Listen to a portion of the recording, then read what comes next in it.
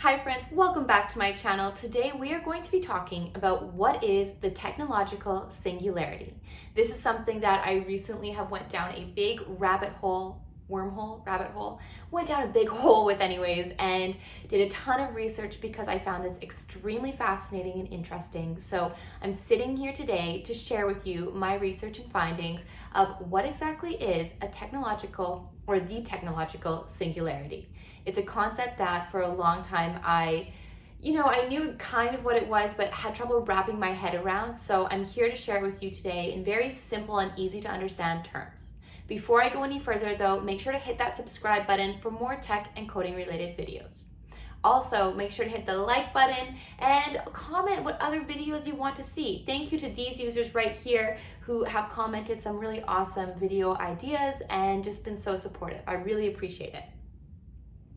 The technological singularity, or let's call it singularity for short, is the moment in time where machine intelligence is greater than human intelligence. That's it. That's a short kind of version of it. We're going to go in much more depth, but next time you think of singularity, you can think of the moment in time when machine intelligence becomes greater than human intelligence. Yes, that's a lot to wrap your head around. I understand. I was there the other day. I was going down this wormhole.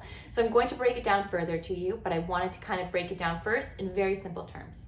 The singularity is a hypothesis that there will be a moment in time where machine intelligence becomes greater, irreversible, and you can't really take it back, uncontrollable, and we don't know how that will affect the human civilization. Yes, I know this kind of sounds sci-fi, straight out of a movie, and your first instinct, or mine anyways, was that sounds terrifying. And there are definitely many public figures who think this is going to be a great thing. There's going to be a lot of positivity that can come out of this. And there are other public figures who think the total opposite. Futurist and also very optimist about this subject, Ray Kurzweil predicts that the singularity will occur by 2045.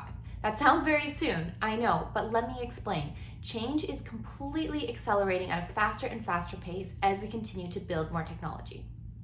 Okay, I'm going to put an image on the screen here to kind of show you a little bit more visualization as to what Moore's law is and how this impacts the acceleration of change. Moore's perception that the number of transistors on a microchip doubles every 2 years, though the cost of computers is halved.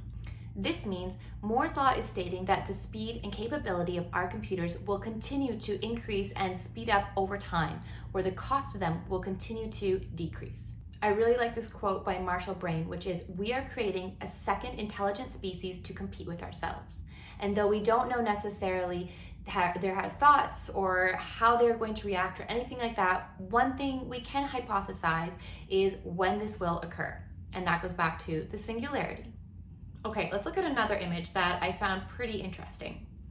As you can see here on the not so fast side, we have someone like Stephen Hawking who, as it says, wasn't necessarily afraid of black holes, but was afraid that AI is another story. And then you have all the way to the hit the gas, let's keep it going, Ray Kurzweil, eager to be a cyborg, and some people in between.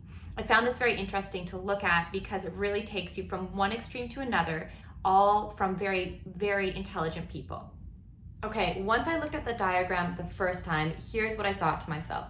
Let's do something kind of interesting where I dove more into Kurzweil's point of view, someone who is so optimistic about the singularity. Then I dove into Hawking's point of view, who, when he was still alive, was very pessimistic about AI and definitely did not think this was going to be a good thing. So I went from one end of the spectrum to the other, really to get more informed about each person's views and whether you agree with one person or the other, just to kind of, I think it's always important to keep an open mind and learn from both parties.